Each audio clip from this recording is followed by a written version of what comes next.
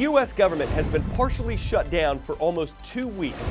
A down-the-middle explanation of what that means and what people are saying about it, our first subject today on CNN 10. I'm Carl Azus. Since 1976, the federal government has been partially shut down more than 20 times. The most recent one began on December 22nd. Shutdowns occur when Congress and the president can't agree on how the government should be funded, what money should go where. And the big sticking point in the current impasse is over a proposed border wall between the U.S. and Mexico. President Donald Trump wants Congress to approve about $5 billion in funding for the wall. In December, the House of Representatives passed a bill that would provide that. But the legislation was held up in the Senate where there weren't enough votes to pass it. When the deadline was up for a funding agreement and the government didn't have one, the partial shutdown began. So what does that mean? Most Americans aren't directly affected by government shutdowns, but about 800,000 federal workers are. A little over half of them continue to work but don't get their paychecks on time. The others are sent home on furlough. They're forced to take time off without pay. Museums are closed in Washington, D.C. U.S. national parks are open but mostly without workers. The agency that handles small business loans isn't processing applications. The IRS is mostly closed, and some inspections by environmental and food and drug workers have stopped. Who's responsible for it? Democrats and Republicans blame each other. The president has made the decision that despite his responsibility to manage and lead this government, he would rather shut it down and hold it hostage for his beloved wall.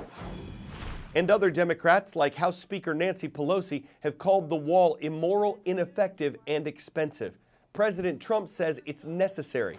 This is national security we're talking about. You know, just like we talk about the military, just like we're talking about Syria or Afghanistan or all these different places. It's too important a subject to walk away from. And other Republicans, like Senator Lindsey Graham, say the president needs to keep his promise to secure America's southern border. How long could the shutdown go on? We don't know. The longest, which happened at around the same time in 1995 and 1996, stretched for 21 days. The partial shutdown is the first major challenge for America's new Congress. It's the 116th Congress in U.S. history. Its makeup was determined by last year's midterm elections, and its new members were sworn in yesterday. For the first time since 2010, Democrats will control the House of Representatives. They'll hold 235 seats to the Republicans' 199. There's one race in North Carolina that still hasn't been decided. And in the Senate, Republicans increased their control in the midterms. They now hold 53 seats. Democrats and the independents who vote with them hold 47. So with different parties controlling different chambers, this is considered a divided Congress. And compromise between lawmakers and the president will be key for any major legislation to be passed in the days ahead.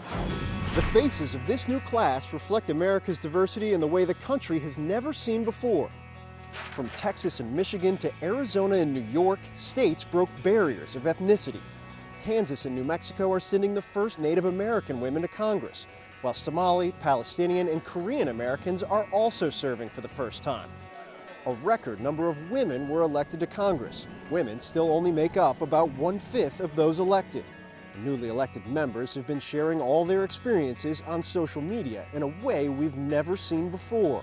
So we're just now leaving the rotunda. I had the honor of actually getting to watch the ceremony as they brought President Bush in. As the new elected members get used to Washington, hiring their staffs, figuring out office budgets, figuring out which apartments to rent, they'll also be faced with trying to navigate a new political landscape on both sides of the aisle.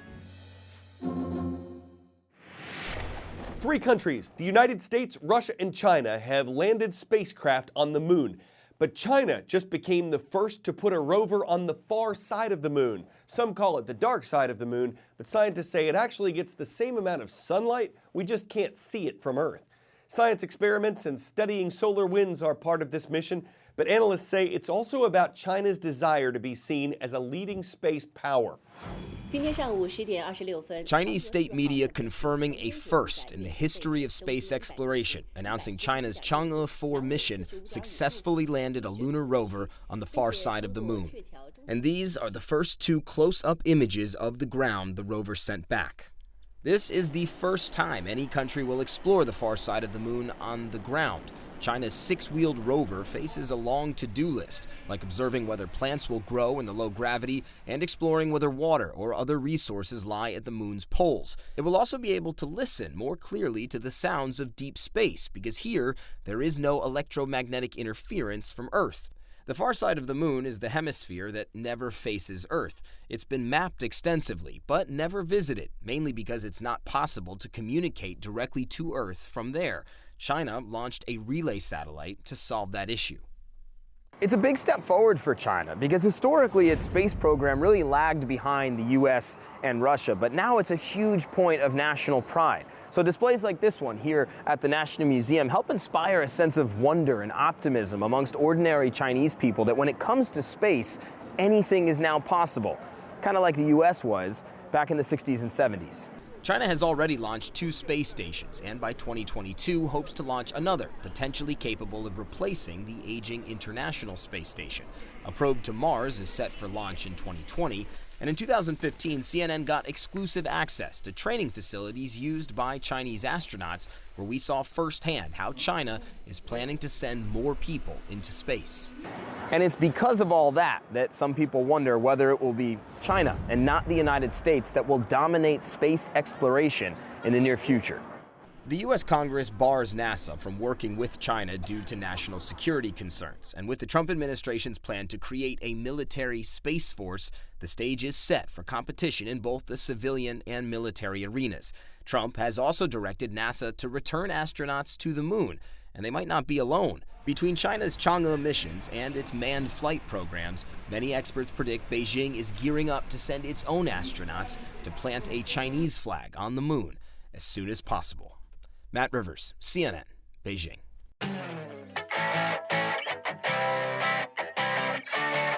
1600 Pennsylvania Avenue and 10 Downing Street are 2 of the most famous addresses in the world, and not just because of the people who live there.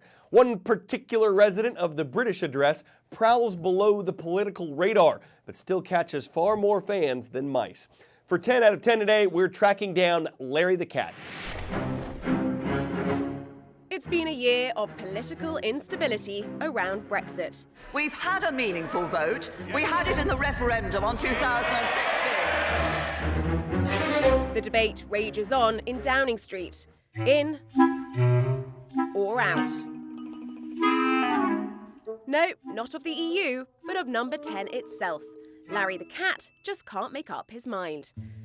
With no cat flap, Downing Street's chief mouser commands a squad of policemen with little more than a glare.